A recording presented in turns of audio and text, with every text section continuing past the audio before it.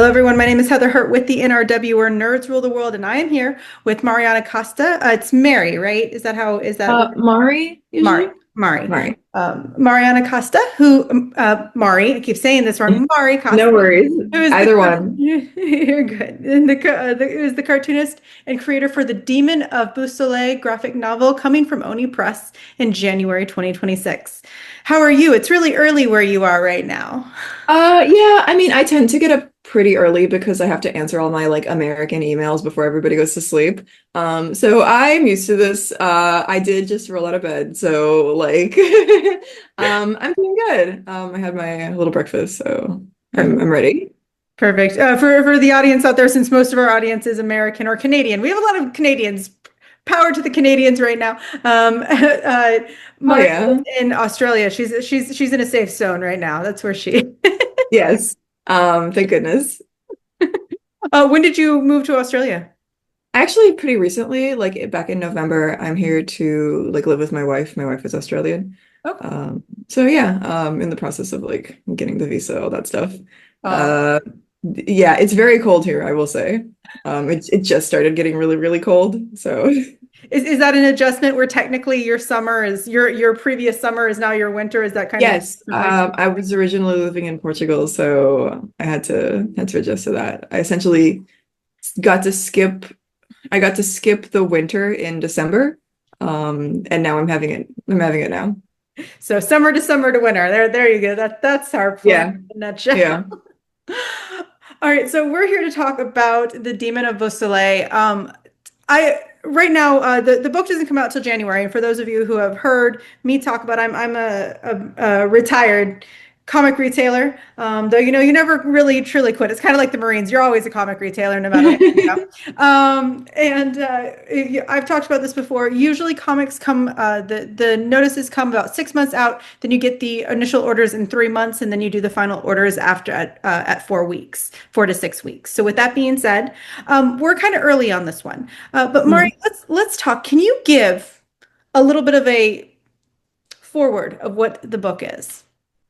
Yeah, sure. The Demon of Beausoleil is essentially a kind of a vague remix of like Sherlock Holmes in the sense that like I've taken the bones of what Sherlock Holmes is and I've given it to like some original characters of mine.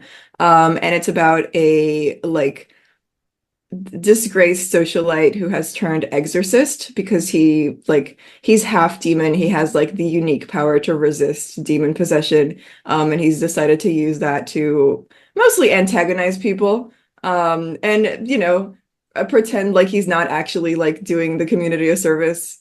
And his bodyguard accompanies him and they go on little adventures to like try and solve many different like demon possessions going around in their city.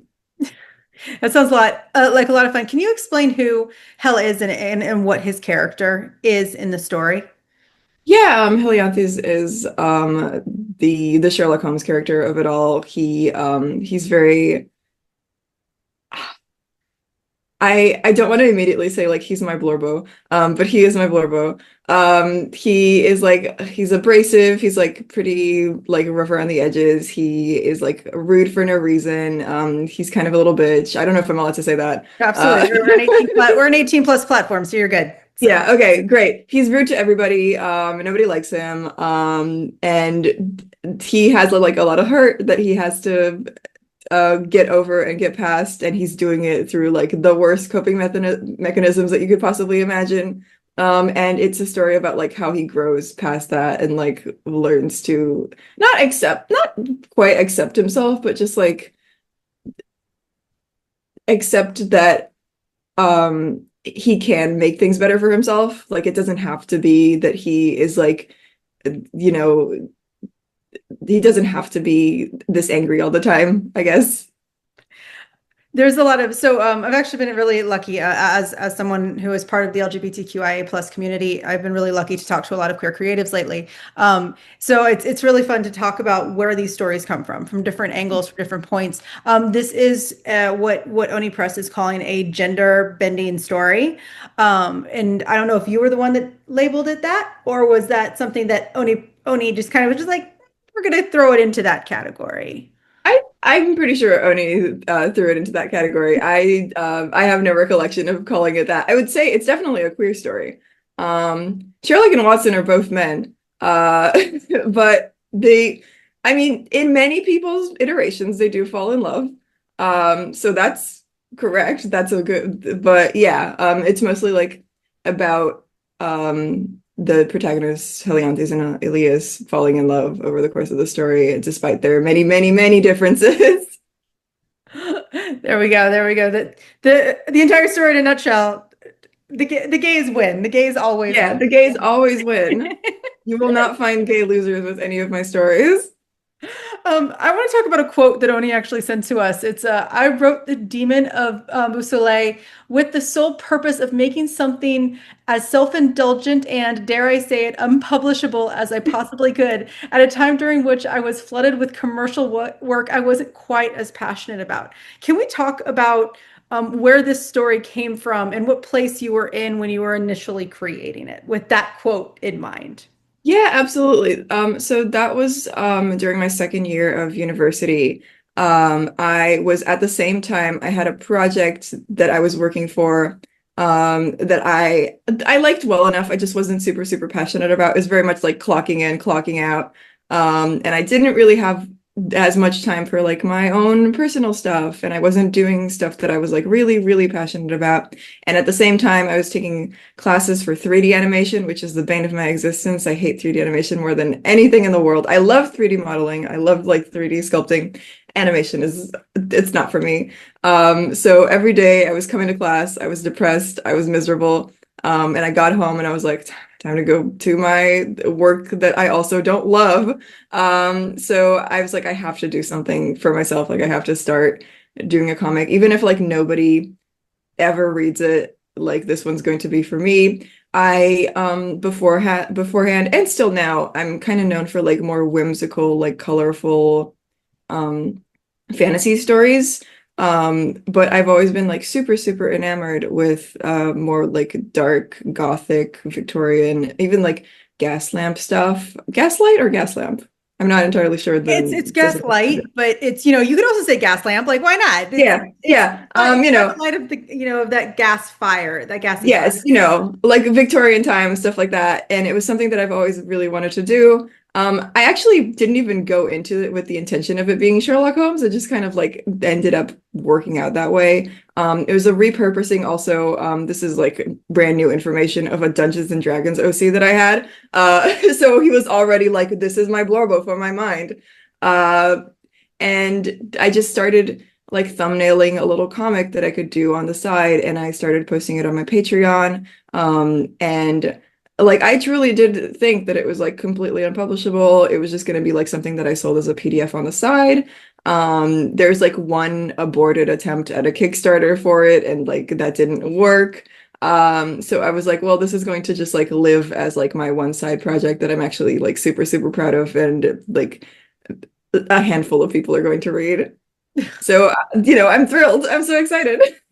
Well, that's wonderful. It definitely looks cute. I do want to talk about your art style a little bit. For those of you out there, we'll either put it up somewhere like right here next to me and do that fun video, do the video magic where it shows up next to my face. Movie magic. Or we'll definitely post it either at the beginning or the end of this, where we do have some really great sample pages that we're really appreciative of Oni for sending us. But I want to talk to you about your art style because there's a lot of misconception, especially in comic books, even today, even though we know that comics, they're kind of made for adults. They're really not made for kids. We have kids comics, but comics themselves are actually more of a age bending storyline. Like there's most stories are actually made for like 13 plus. And your book is kind of a definition of that. Like it epitomizes that to the point.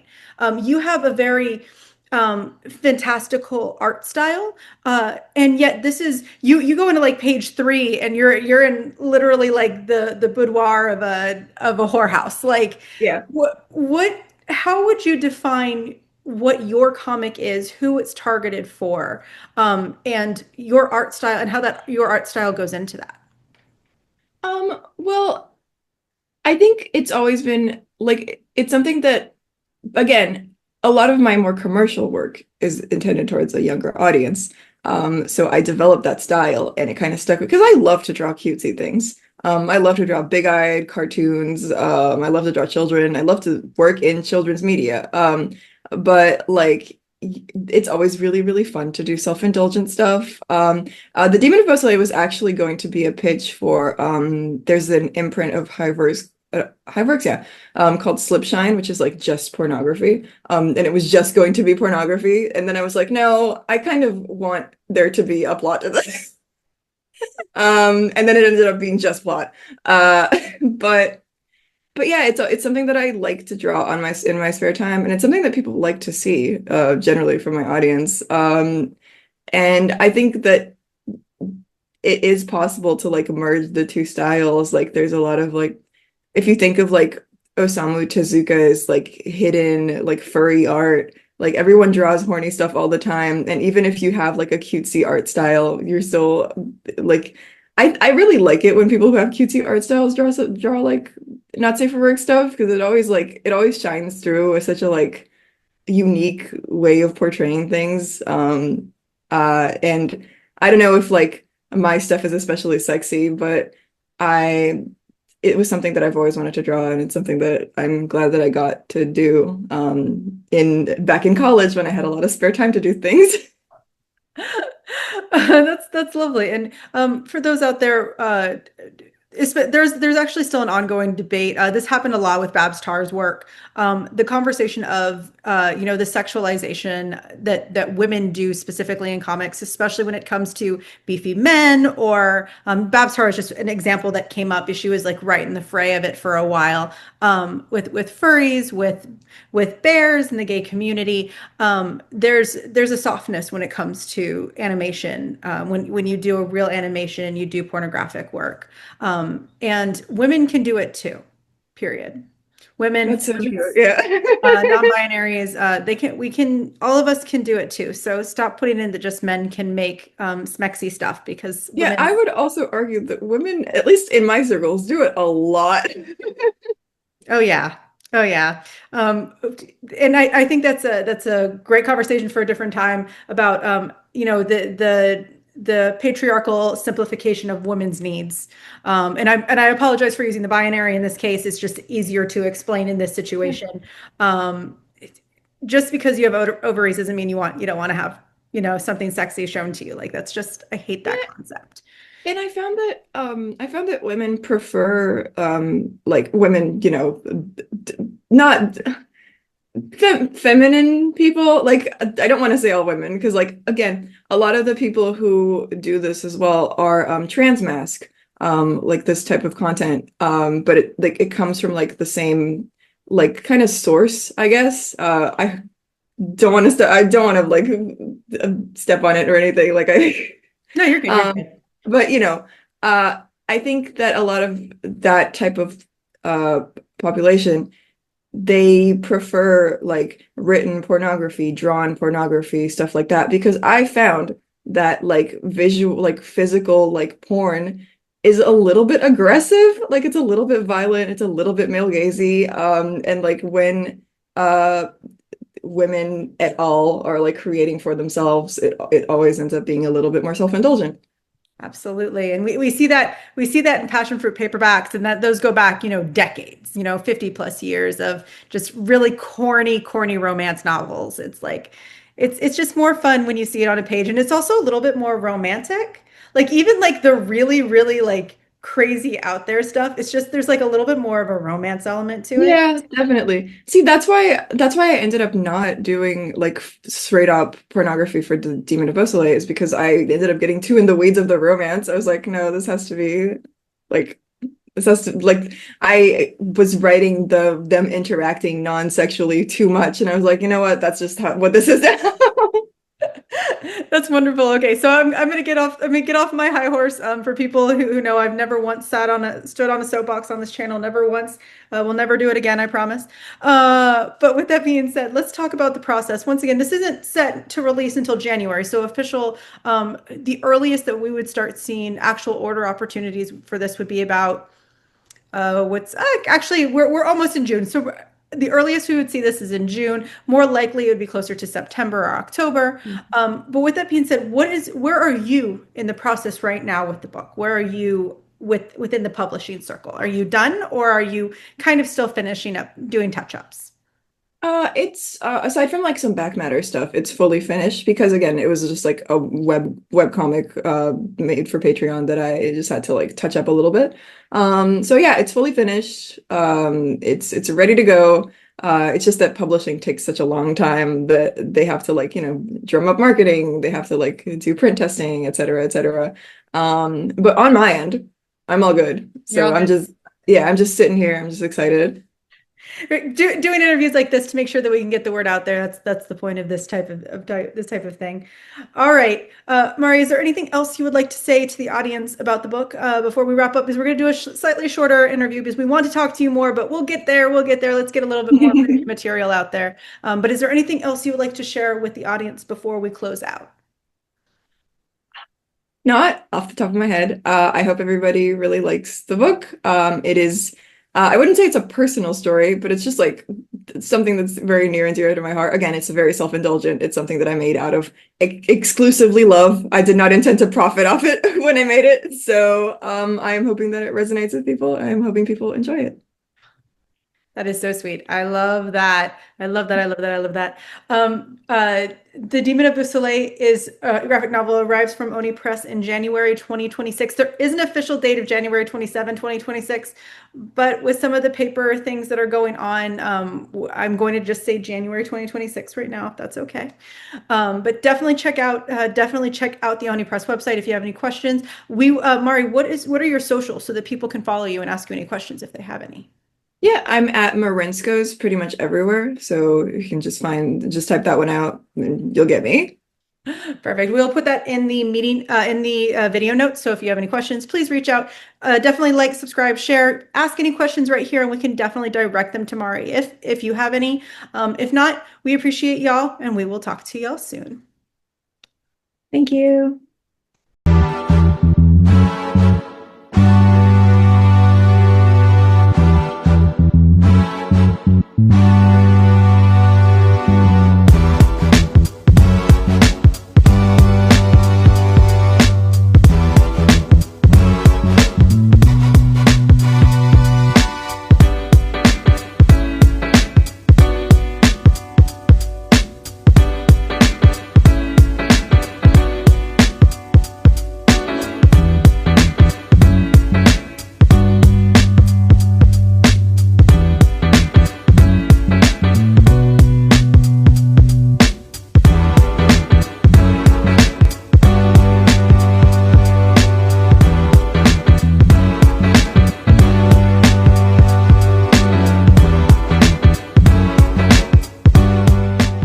Nerds rule the world.